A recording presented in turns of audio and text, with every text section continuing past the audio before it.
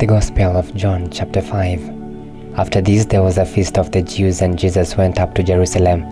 Now there is in Jerusalem by the sheep gate a pool, which is called in Hebrew Bethesda, having 5 porches. In this lay a great multitude of sick people, blind, lame, paralyzed, waiting for the moving of the water.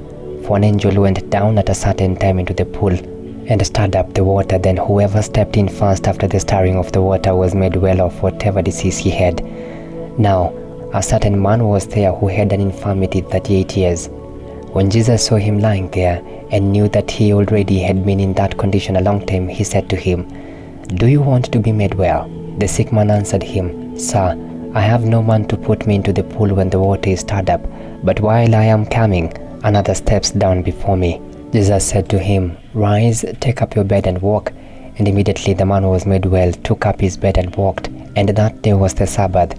The Jews therefore said to him who was cured, "It is the Sabbath. It is not lawful for you to carry your bed." He answered them, "He who made me well said to me, 'Take up your bed and walk.'" Then they asked him, "Who is the man who said to you, 'Take up your bed and walk'?" But the one who was healed did not know who it was, for Jesus had withdrawn a multitude, being in that place.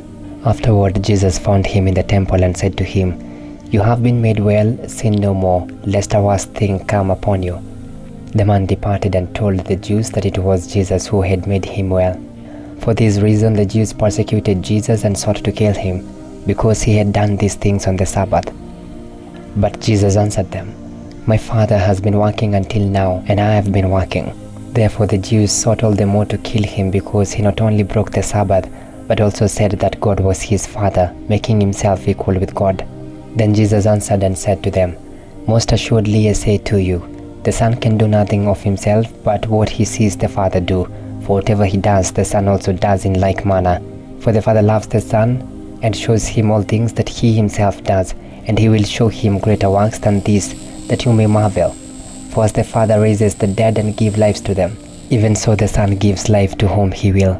For the Father judges no one, but has committed all judgment to the Son, that all should honor the Son just as they honor the Father. He who does not honor the Son does not honor the Father who sent him. Most assuredly I say to you, he who hears my word and believes in him who sent me has everlasting life, and shall not come into judgment, but has passed from death into life. Most assuredly I say to you, the hour is coming, and now is, when the dead will hear the voice of the Son of God, and those who hear will live. For as the Father has life in himself, so he has granted the Son to have life in himself, and has given him authority to execute judgment also, because he is the Son of Man. Do not marvel at this, for the hour is coming in which all who are in the graves will hear his voice, and come forth, those who have done good to the resurrection of life, and those who have done evil to the resurrection of condemnation. I can of myself do nothing. As I hear, I judge, and my judgment is righteous, because I do not seek my own will, but the will of the Father who sent me. If I bear witness of myself, my witness is not true. There is another who bears witness of me, and I know that the witness which he witnesses of me is true. You have sent to John, and he has borne witness to the truth. Yet I do not receive testimony from man, but I say these things that you may be saved. He was the burning and shining lamp, and you are willing for a time to rejoice in his light. But I have a greater witness than John's, for the works which the Father has given me to finish, the very works that I do, bear witness of me that the Father has sent me. And the Father himself who sent me has testified of me. You have neither heard his voice at any time, nor seen his form, but you do not have his word abiding in you, because whom he sent, him you do not believe. You search the Scriptures, for in them you think you have eternal life, and these are they which testify of me.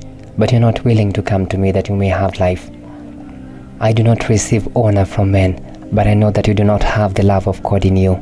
I have come in my Father's name, and you do not receive me. If another comes in his own name, him you will receive. How can you believe who receive honor from one another, and do not seek the honor that comes from the only God? Do not think that I shall accuse you to the Father. There is one who accuses you, Moses, in whom you trust. For if you believed Moses, you will believe me, for he wrote about me.